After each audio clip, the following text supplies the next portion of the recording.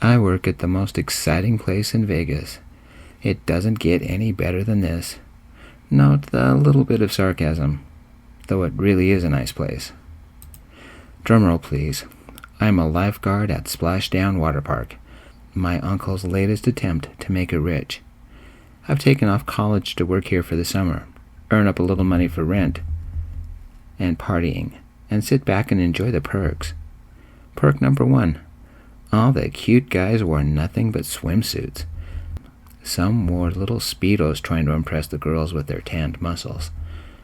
They don't know it, but this boy is impressed. Perk number 2. I get to work on my tan every day, as in everything above the waist is deeply tanned. It's been a few weeks since Splashdown opened up, and I don't burn much anymore. Of course I use waterproof sunscreen, but I bet it washed off an hour after work started. Perk number 3. I get paid to stare at all the hot guys. Okay, not really. I'd get paid better at the car wash down the road, or if I worked as a janitor at the college. I stay on because he's my uncle. As my dad said, you're helping out because it's family. It doesn't matter, I guess. I'll be back at college in 2 months anyway. Besides, on sunny days, I'm too busy guiding people to the different rides, rescuing lost inner tubes and boogie boards, helping kids find their lost parents, calling police on a bunch of drunk dudes. It's clearly posted that alcohol is not allowed in the water park, but I guess some guys never learn to read. And on cloudy days, which doesn't happen very often here in Vegas, when there are not a lot of people around the park, some guys think they can enjoy the slides a la natural. I just call the cops on them too. The park is closed every Monday for maintenance. Am I in a relationship? No. Am I looking? It would be nice, but I don't have the time. The other problem is that I'm not in perfect shape. I'm not bad looking, and I don't have a dad bod. I'm only a normal college guy. No fancy six-pack, no arms that bulge, and a chest that is average. Maybe that's why I don't have a date. Everybody is always looking for that guy with a perfect six-pack, and a perfect chest, and perfect arms, and perfect shoulders. Besides, a gym is not my favorite place. It's not even among my top 10 favorite places. I was manning the Ultimate Splash. That's the tallest slide in the park, topping out at 90 feet with its share of twists and corkscrews. Only adults are allowed. This adds to the mystique because it's perceived as being too dangerous for kids. Climbing the 9-story stairs every day keeps my leg in shape, and the view both of the park and Las Vegas is always nice. People ride inner tubes all the way down the 9-story slide. How do we get them back up? A vertical water power lift with big plastic clips. Put the tube on one, and up it goes. Other small things can be sent as well, like water bottles and goggles. That device is actually important for the story. I had a quiet moment, so I stacked the tubes to the side, made sure the water spray flowed down the slide. Without water, nobody slides down anyway. I neatened the space and stood by the entrance for the slide. 90 feet up. Good thing I'm not afraid of heights. The thump of footsteps came from the stairs. A cute college guy ran over, trying to catch his breath. Stocky and solid. He did have a nice six-pack, and arms developed from years of working out. With a runner's body like that, this guy either played baseball or basketball, or maybe football. He wore sturdy shorts, and as soon as he saw me, he ran to me, pulling a wallet out of his pocket. "I'm Jeremiah. If I give you $50, will you do me a favor?" he asked. But he kept his voice low, as if he didn't want the next person in line to hear him. I guess he was a high school senior, or maybe a college freshman or sophomore, and his favor had something to do with prom or a dance or something. A lot of high schools had prom coming up in the next month, and the college graduation formals were soon. "What kind of favor?" I asked, taking the $50 and tucking it into my pocket. "Usually when people ask for favors on a water slide, it involves cutting in line. Once it involved a guy proposing to his girl." "But a $50 favor? Was Jeremiah about to give his girl a ring?" "Can you think of a more romantic place than a 90-foot-tall water slide with a bunch of half-dressed people? That's my sarcasm coming out for those of you who don't know me." I looked at the guy and said, "As long as it's not too complicated. Sounds like I have a crowd coming up the stairs, so you better hurry." The guy smiled. "I bet my older brother, Louis, that if he talked to you for 10 minutes, I'd get him the new GTA collection for his PS5. It's the first 3 games in the series, updated for the new console." "That's a weird bet. And expensive," I said. "Why the $50? "He's really shy," the guy said. "I'm trying to get him to start dating." "Start?" I asked. "What made him stop?" Jeremiah looked over at the stairs and quickly mumbled, "Crap, they got up here faster than I thought. We never had this conversation." "Whatever," I said. Jeremiah ran down the stairs to meet the others, and 2 minutes later the group had reached my level. 2 girls, Jeremiah, and 2 guys. "Ladies first," I said. "Remember, you ride at your own risk. Basic rules, 1 person at a time. Feet first, and cross your ankles. Fold your arms and keep them tight to your body. Remember to scream all the way down." The 2 girls grabbed their inner tubes, and in 10 seconds they were gone. High-pitched screams soon followed.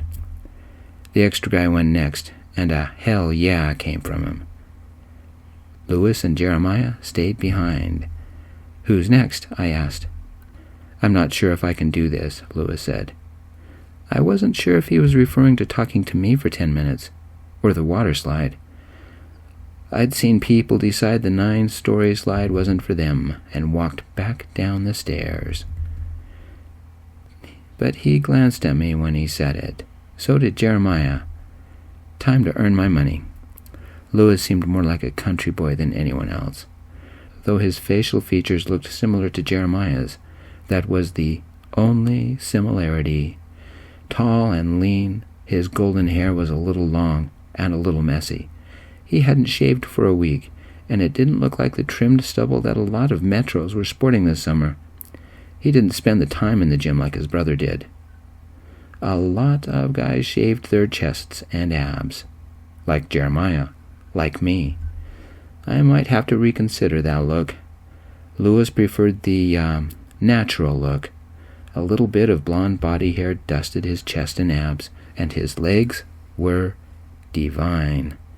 I found him damn sexy. He didn't have an all-over tan, like I did, but had a pale area on his chest and shoulders as if he wore a wife-beater all the time. He didn't sport a swimsuit or Speedo like most of the other guys, but just past the knee, gray Levi's shorts with the brand name of Hanes boxer briefs riding just below his waist, slung loose and low. Instead of being barefoot, he wore black flip-flops. His front pocket held the bulge of his keys, and his back pocket held the outline of a wallet and phone. Louis wasn't built like an athlete, like his younger brother. I doubt he went to the gym or played any sport. He was still cute. I wouldn't mind asking him out. The 2 brothers were completely different. What was Jeremiah up to? I'd bet Louis wasn't planning on getting wet. Maybe he was just the chauffeur, meaning he'd drop them off and come back in a couple of hours. How had Jeremiah talked him into this? Paid him money? I picked up an inner tube, pulled out a large Ziploc, and walked over to Louis. First, I handed the inner tube to Jeremiah and said, "Time to ride. Show us your mad skills, bro. But remember, feet first and keep your arms and legs inside the ride at all times." "You've got this?" Jeremiah asked, but didn't wait around for my response. He sat on the tube and suddenly yelled as he shot down the 9-story slide. "Someday that guy is going to break a leg," I said. "Name's Kevin. Welcome to Splashdown Water Park. First time?" "That obvious?" Lewis asked, looking a little bit embarrassed. I nodded. "I don't normally go to water parks or amusement parks or do crazy stuff like this," he said. "Jeremiah, that's my brother, thinks I'm pretty boring because I'm not as wild as he is. I don't get drunk every weekend. I don't find a party and crash it. I don't bungee jump from the top of the Strat, and I don't hit on anybody associated with a sorority. I don't like the thrills he does." That gave me something to think about. Lewis didn't look boring, but something about him preferred the quiet, safe life. Before I knew it, I asked, "What do you like to do then?" "Have you ever heard of the McGinnis Las Vegas Art Gallery? If you haven't, don't worry about it. Most people haven't," he said. "Give me your wallet, phone, and keys," I ordered. "What's at the art gallery?" Lewis gave me his wallet, phone, and keys. I sealed his keys, wallet, and phone in the Ziploc, and found a bigger bag for his flip-flops. Lewis looked at me with an interesting look and said, "MC Escher has a traveling exhibit that will be there for only 3 more days. I'd love to go see it, but my work schedule hasn't let me, and my brother thinks art galleries are stupid." I waited a few seconds. Now would have been the perfect time to ask me if I'd go with him. When was the last time I'd been to an art gallery? Maybe never. It wasn't my scene. None of my friends would have gone. And MC Escher must not be very popular because I hadn't heard of him. No wonder Jeremiah thought his brother was boring. Usually I'd take my date to some Vegas show, or a movie, or one of the millions of restaurants around Vegas. Maybe a trip to a casino for a night of gambling would be fun. But an art gallery? Did Vegas have very many? "Where is this gallery?" I asked. "Not far from the Capitol Arena," he said. Again, it would have been a good opportunity to ask me out, but Lewis had missed the cue. He must be really bad with social cues. Time to step up and see what happens. "I've never been to an art show, so of course I'll go with you," I said. "Pick me up Friday at 6? You mean like a date?" Lewis said, panicking a little. "You asked," I said. "I did?" he asked. "Twice," I said. "Let's do it. You, me, and Escher makes 3. Tell you what, let's split the cost. You get the tickets for Escher, and I'll find a nice restaurant in the area. It's near Capitol Arena, right? Isn't Articelli's Italian near there? Homemade pasta, authentic Italian sauces made fresh daily. And rumor is they make their own ice cream. Sorry, this is Italian. Gelato. I'll make reservations for 8 and even pay for dinner." Lewis had the most adorable deer-in-headlights look. Good thing his brother had given me $50, because that would probably cover half of dinner. This had probably been the most backwards asking someone out in the history of the world. I pulled the phone out of the bag and gave it to Lewis. Lewis stared at his phone. "Here's my phone number," I said, and told him, "Call my phone so we both get each other's number. My phone is in a locker down in the main building. Call me for real later, and we can work out the details." As soon as I told him my number, he typed it into contacts. I took the phone from him, placed it back into the Ziploc bag with his wallet and keys, and handed him an inner tube. Lewis shifted his shorts, nervously climbed onto the tube, clutching the 2 Ziploc bags, and said, "Serious? You'll go out with me?" For an answer, I put my foot on his inner tube and shoved him into the ride. His screams must be music to his brother's ears, and I smiled. They didn't sound terrified, more like he was shouting for joy. Heaven knows if this is actually a date. Heaven knows what had just happened. Heaven knows I better keep Friday night free. 10 seconds later, some guy screamed. An odd thump came from somewhere lower down the slide. Some guy swore. I looked down. Were we about to have a lawsuit? Had Lewis been hurt? No, his brother had waited near the end of the pipe, held onto the side somehow, and scared his older brother. Louis must have panicked and somehow pivoted backwards, reaching for the sides of the pipe to stabilize himself. His brother laughed as hard as he could. It took a second to see why. Wardrobe malfunctions are not uncommon around here. Most common is when the long rides wear holes in the suits, especially the bottom. Most uncommon situations is ladies losing their tops, but guys are not immune. Guys with Speedos get flipped around and water from the slide, if it hits the right angle, can fill the suit like a balloon and slip it off. I guess that's what happened to Louis. The bag with the cell phone and wallet arrived at the pool below first, then the bag with the flip-flops, then the inner tube, then his gray shorts, and lastly, Louis. Au natural. Oh boy, how embarrassing. There goes our date. His brother died laughing, especially when he grabbed the shorts, ran over to the inner tube clip, hooked them on to the inner tube clip, and they sailed up to me, 90 feet above, 9 stories. Oh boy. Louis blushed all kinds of beet red. Talk about humiliating. Louis snatched the bag with his cell phone and wallet from the water, charged out of the pool trying to protect his, privacy with the bag, and ran to the stairs to the ultimate splash water slide, and sprinted all the way up, all 90 feet. The shorts arrived before he did. I hurried several customers down the slide and unhooked the shorts. I don't think most of the park knew what had just happened, except Jeremiah and his friends. They screamed and laughed just like they were watching the circus.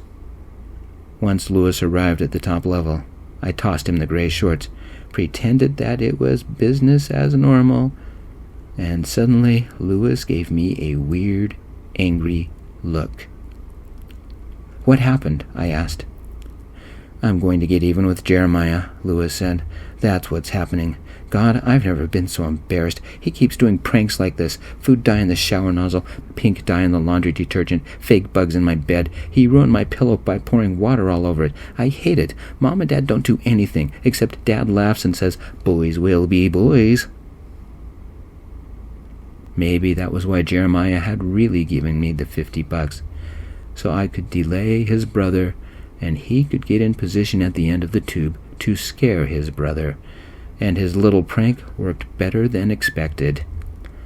Suspecting that I needed to change the subject, and fast, I asked, we still on for Escher?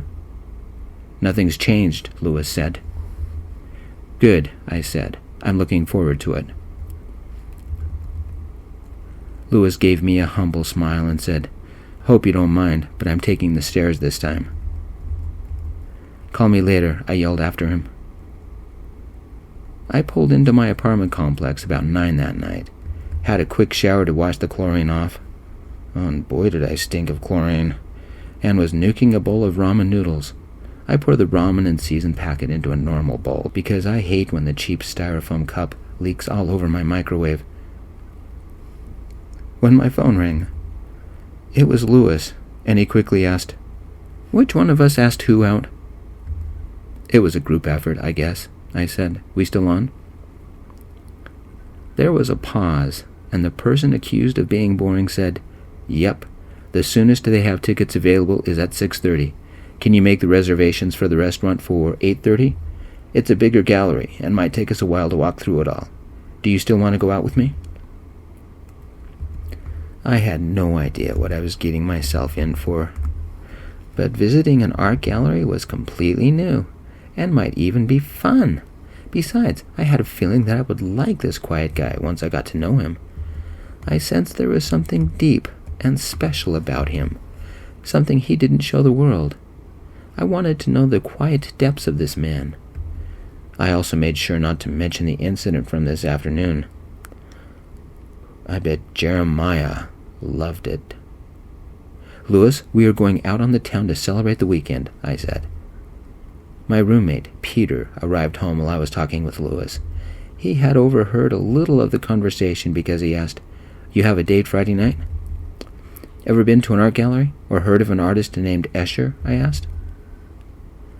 "You've never heard of Escher?" Peter said. "Dude, your education is lacking.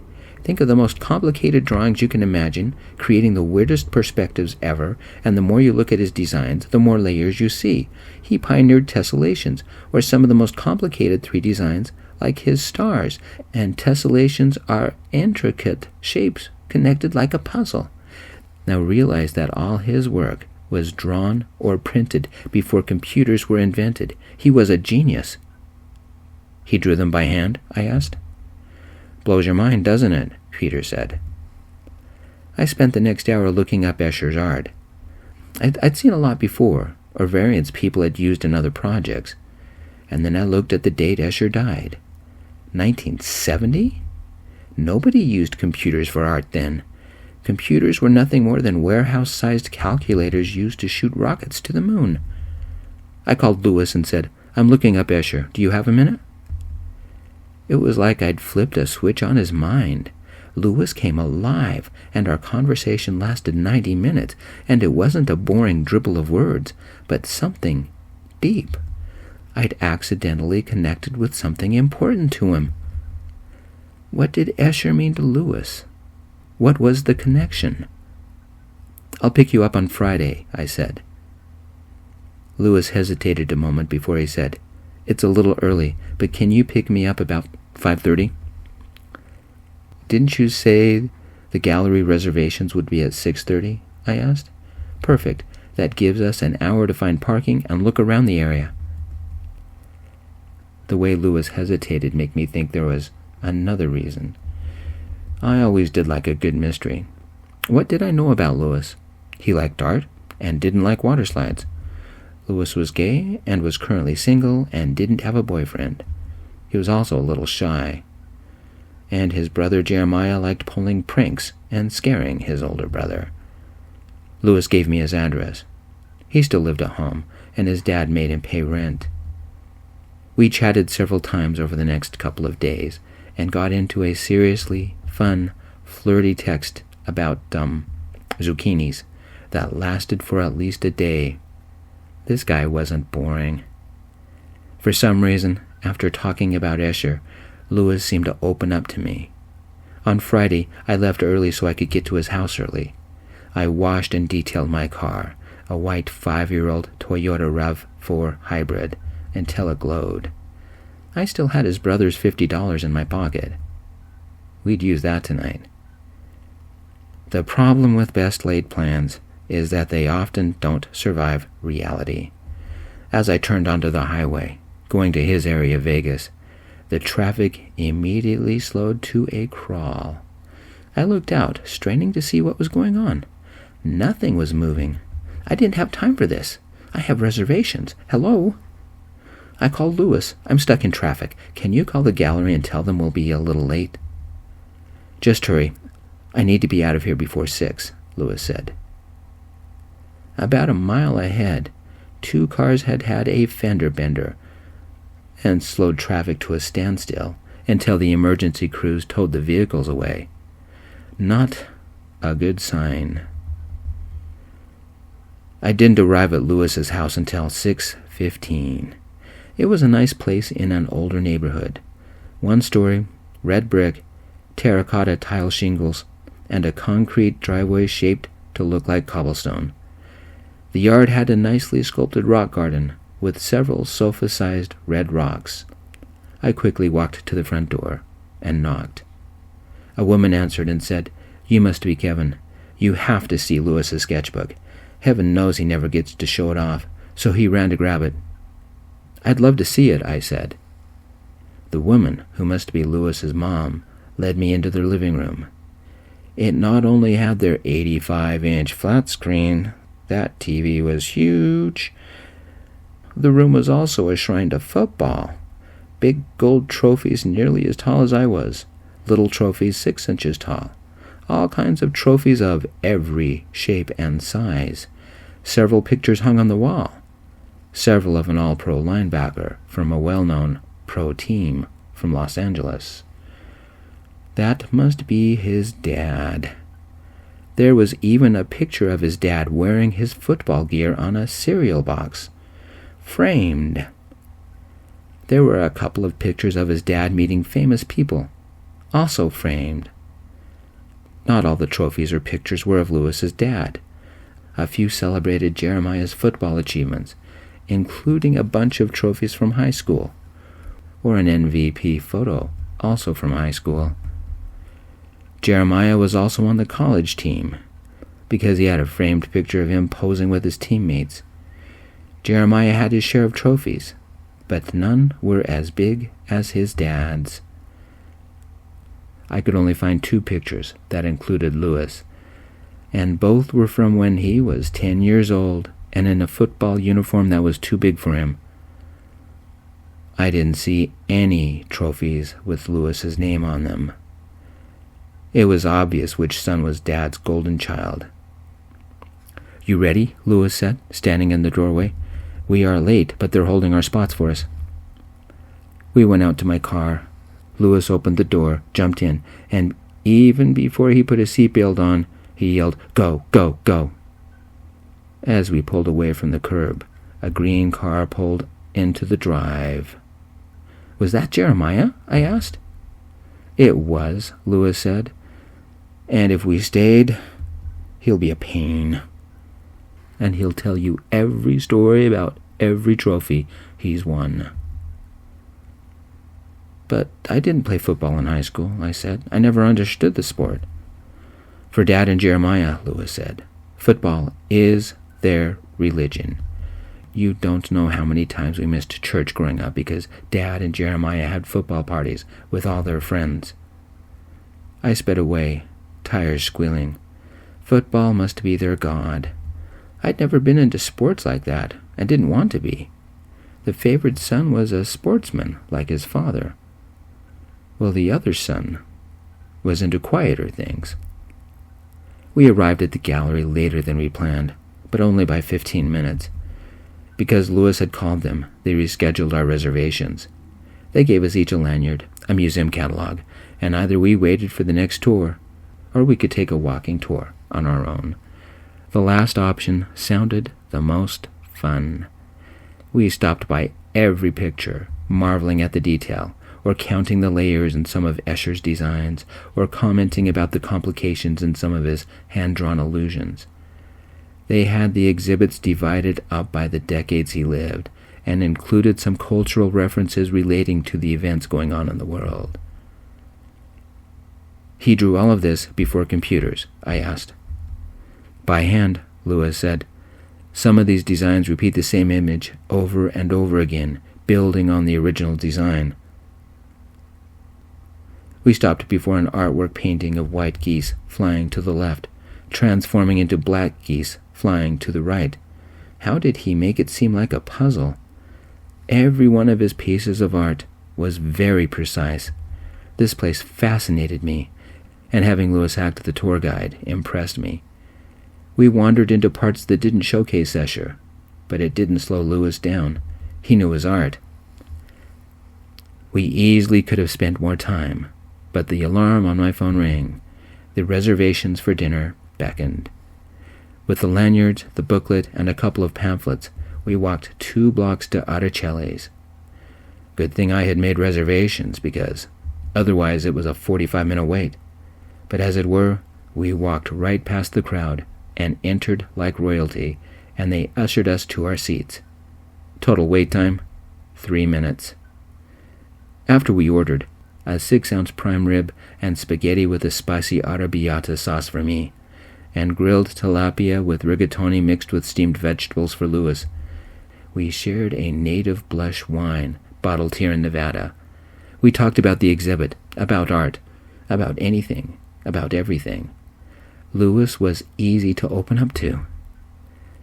For dessert, we both had the cream cake with lemon gelato. Just after we finished eating, Lewis brought out the sketchbook he'd been carrying. "What's that?" I asked. He seemed like he wasn't sure if he wanted to show me, so I took the book from him and opened it to the first page. Lewis pleaded with me with his eyes for me to like his drawings, and said, I like making designs and designing impossible objects. I always have." His art was good and precise. No wonder he liked Escher.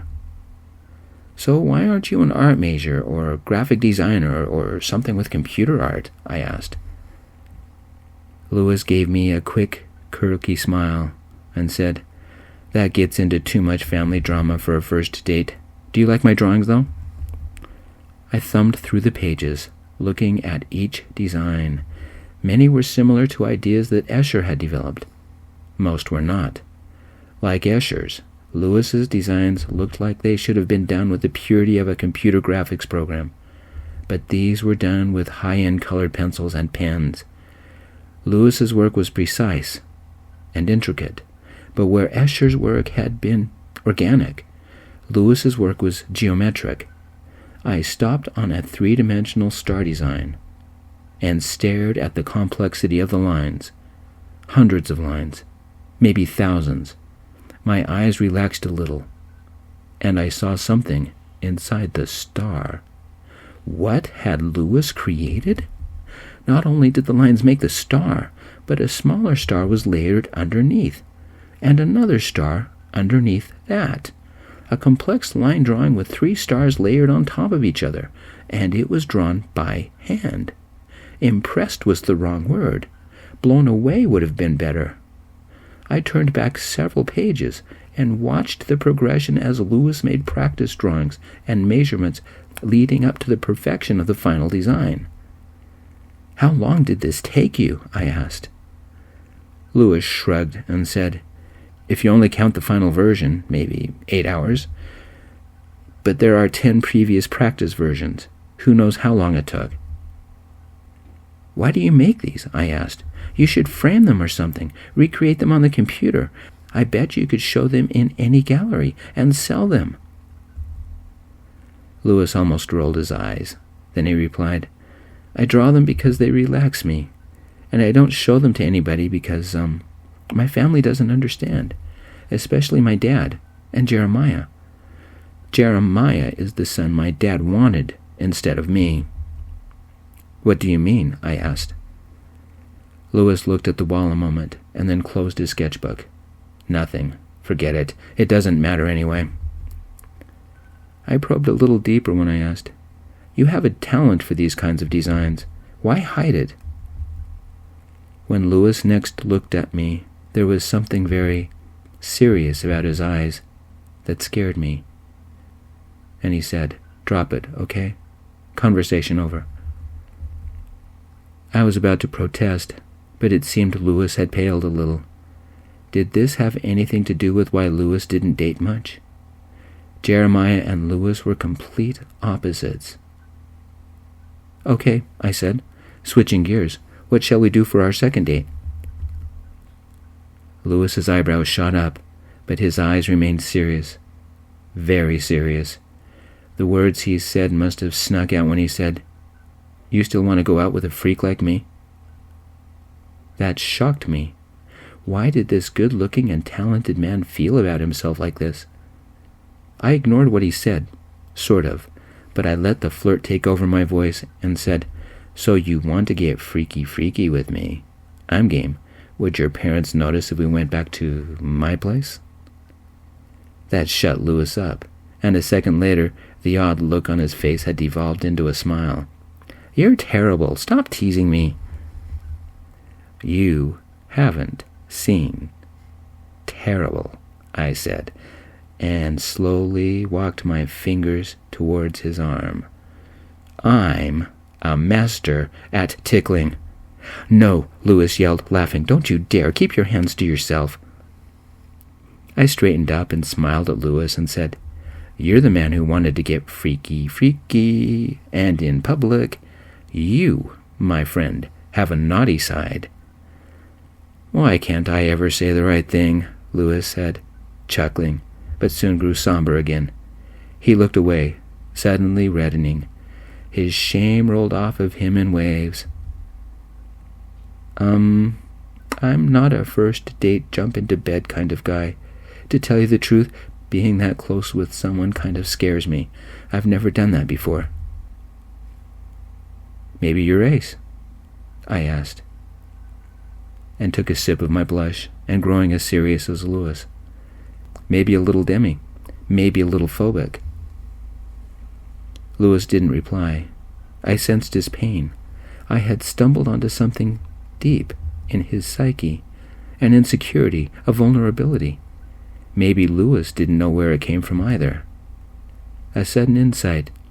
Maybe his previous boyfriend had gone too fast, maybe demanded too much. Something had happened, and he had broken Lewis's fragile trust. What had Jeremiah said the other day? Lewis didn't go on a lot of dates. Was Lewis ashamed of his sexuality? Of being a virgin?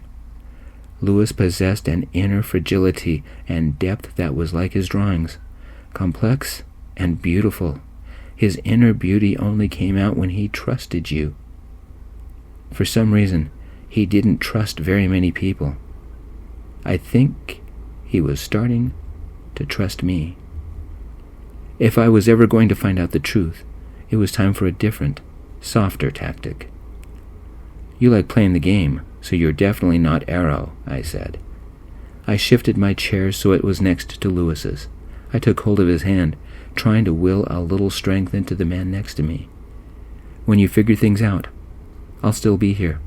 There's something special about you, and I would like to get to know you, even if all we do is flirt and be weird friends for a while. I give you permission to kiss me whenever you're ready. It can be a casual thing or a romantic thing, but you are the one to initiate. He nodded, his hand gripping mine as he said, "Thanks for understanding. Nobody else does." The truth is, I didn't understand, but I was willing to give Lewis time. Maybe friendship was all he was able to give. But I bet it wouldn't be just like any other friendship. Not with his personality, not with the depth I sensed about his soul. Lewis didn't make friends lightly, and when he did, it was the kind of friendship that would last for decades, or a lifetime. If we were careful, it would blossom into a trust that married people could only dream of. This man would stand by you, no matter the circumstance. That depth of connection came with the downside. If his partner had betrayed him or cheated on him, Lewis would drop him and have nothing to do with him. There would be no possibility of forgiveness, which was fine with me because I believed something similar, though not to this depth. That meant his previous boyfriend had grown impatient and cheated. Something else made sense. Was that why there wasn't a deep brotherly connection between Lewis and Jeremiah, or between Lewis and his dad? If Jeremiah kept pulling stupid stunts, Lewis would never trust him. The bond between brothers would be stillborn before it had a chance. His dad was so obsessed with his football days that the suspected comparison between the two brothers destroyed the connection between father and son. "What are you looking at?" Lewis asked.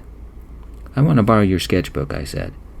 An idea formed in my little brain, one of my better ideas. I'll text you about it tomorrow. We didn't return to Lewis's place until about 11, leaving Lewis's sketchbook on the seat. He walked up to a car on the street, and Lewis said, "This is Jeremiah's car. I've got to figure out how to get even. Any ideas?"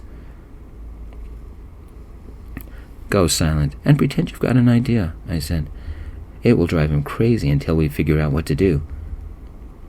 We walked inside, holding hands.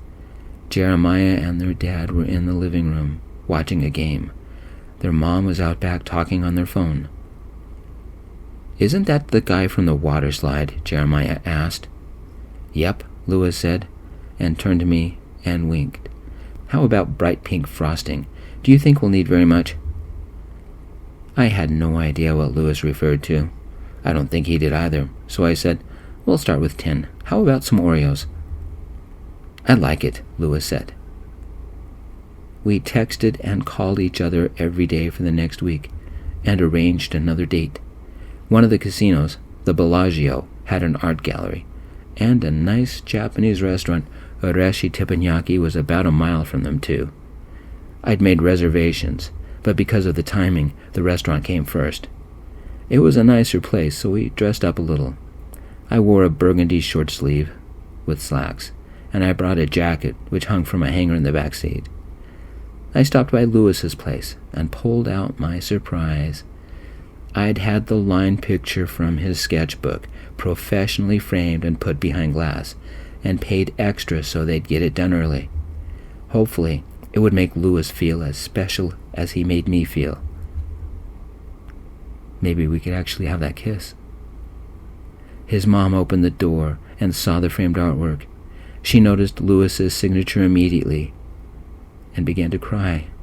"Oh my God, honey, come quick." Her husband joined us, as did Jeremiah. "Wow, Lewis drew that?" his dad said. "You should see the others in his sketchbook," I said. "Before he joins us, do you think we could find a space in your living room? I noticed he didn't have anything in there. Now he would." His mother looked at his father and said, "It's about time you celebrated both of your sons. Just because Lewis doesn't like football doesn't make him any less important. Don't you think it's time to honor him, honey?" "I feel dumb because I never guessed Lewis was so talented," his dad said. His dad went into the living room, looked about for a second, and then he took down the 10-year-old picture of him on a cereal box. He took Lewis's picture from me and carefully hung it in its new place of honor. "His sketchbook has more?" his dad asked. "Lots," I said. "Maybe you need to take the time to get to know him. Lewis is an amazing person." "He's a dweeb," Jeremiah said. "What does that make you?" I said, "for making him chase after his shorts naked at the water park a couple weeks ago?" "Excuse me, nobody told me this story," his dad said. "Later," I said. "We have reservations. Lewis, we're in the living room, and I have a surprise for you." I couldn't wait to see Lewis's reaction. This must be his first framed piece. It looked professional and glorious hanging up on the wall. I hope he liked it. "Let me wash up," Lewis yelled from the bathroom. "Mom, Dad, circuit breaker has flipped again. It's dark in here." "I'll check," his dad said, "but first come to the living room. Kevin has a surprise."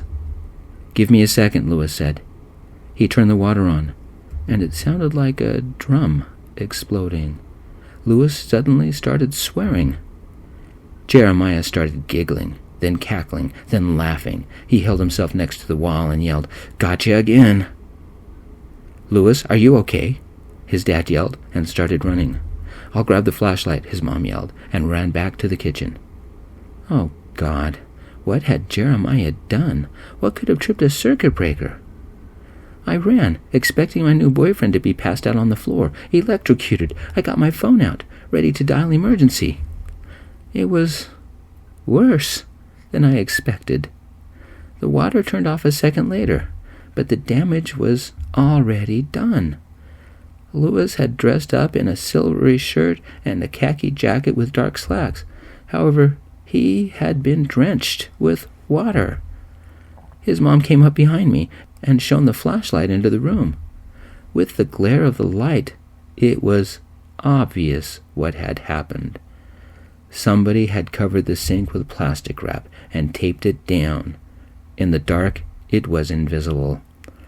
The water had hit the plastic wrap like a drum and sprayed whoever stood in front of the sink. In this case, Lewis. Jeremiah laughed. "I'm the winner, I'm the winner, I'm the winner." The hurt look on Lewis's face alarmed me. I walked in, grabbed Lewis's hand, and led him out of the soaking bathroom. The pale fury on his mom's face should have scared me. The quiet anger on his dad's face should have scared me as well. "Lewis," his mom said, "you okay?" Lewis said nothing. I paused as we stood before Jeremiah and said, "You're too stupid to know what you've done. Say goodbye to your brother, because I doubt you'll ever see him again." Jeremiah didn't stop laughing. But Louis quietly said, "Kevin, can I move in with you right now? I'll pay rent and half utilities." "I'd love to have you. We'll figure out totals when we get back to my computer," I said. "What do you need to take with you?" "Louis, you're moving out?" his mom said. A look of pain crossed her eyes. "I've already planned what to do," Louis said. He had already half-packed. It didn't take long before his stuff was divided between his car and my car. I left Louis's picture hanging in the living room. "Don't be a baby," Jeremiah said. "It's just a joke."